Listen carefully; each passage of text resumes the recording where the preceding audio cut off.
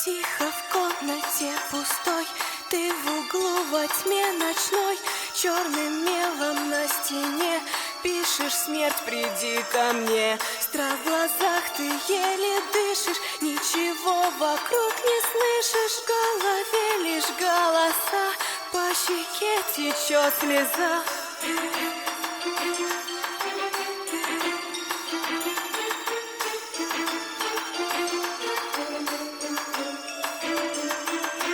Ты в чужой стране теперь, и тебе открылась дверь в мир, где души обитают, медленно тебя сжирают. Ты боишься, ты бежишь прочь от тех, с кем говоришь, и твои глаза пустые.